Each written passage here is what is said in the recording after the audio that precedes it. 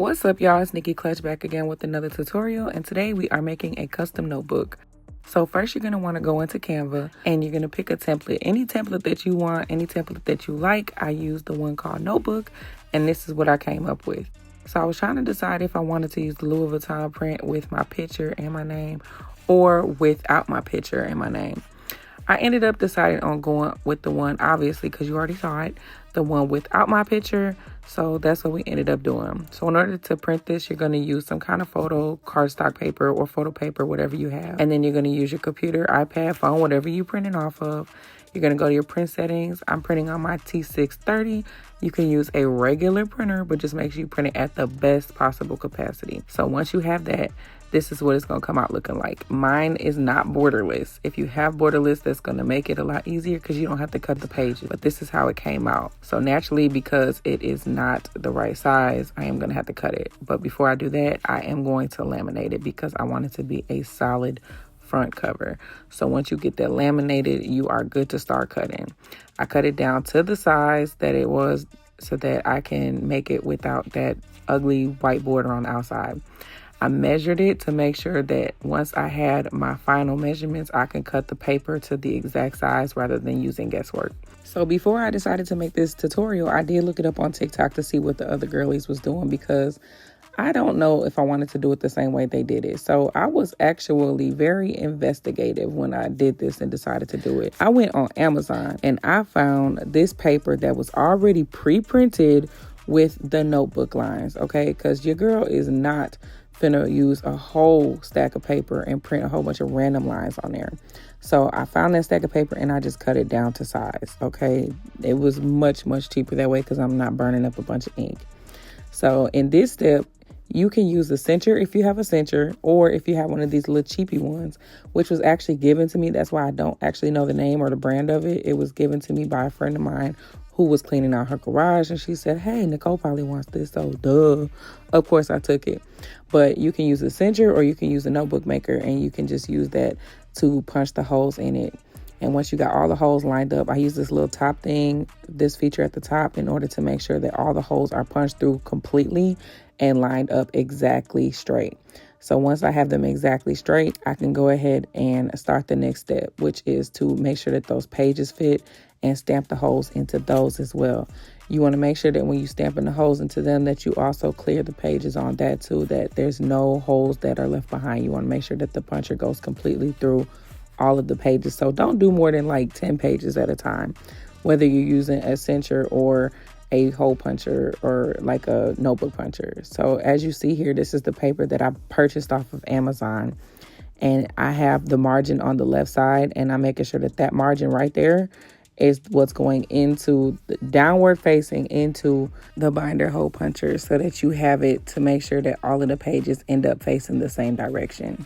So you're just going to repeat that step over and over and over again until you have the amount of pages that you want. I only made my notebook about 50 pages, so I did 5 stacks of about 10. I did not count them because this was just supposed to be for a tutorial. If it was going to be for a customer, I would have counted them, but chances are I won't be making these as a custom order because it just took much too long to make it, and I don't think it'll be worth it to the customer to pay $25 for a notebook. So that's why I'm doing the tutorial. So if you decide you want a custom notebook, you can make this at home. So after you have all the holes punched in there, this is what it's going to look like. You can see that every single one of them is flush.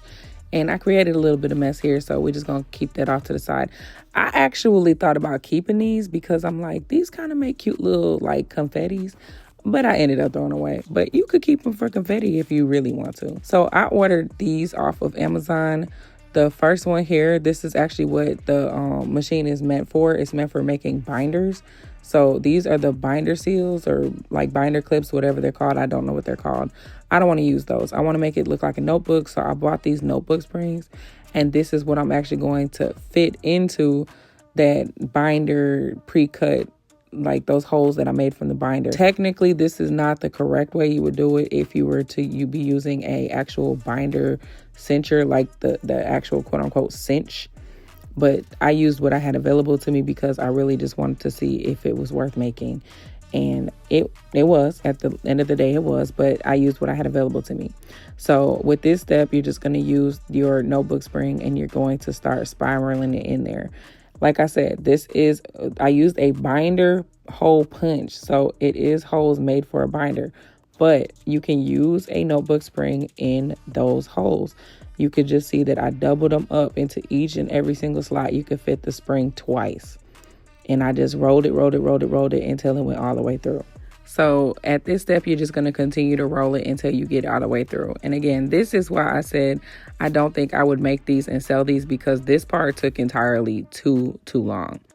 Once I reached the end, I just took my scissors, just a regular standard scissor, because this spring is not that thick, and I just cut it down. And then I used the tip of the scissors to lift it and tuck it like you would on a notebook. If you were making a regular notebook, you would just lift and tuck that bottom spring so that, one, it doesn't cut anybody, and two, it stays out the way. And doing this, it still allows that bottom page to fold over. It would just kind of end up at the bottom. And on the top, I did the exact same thing. These scissors cut right through the spring. It's very thin, so it did not give me a struggle.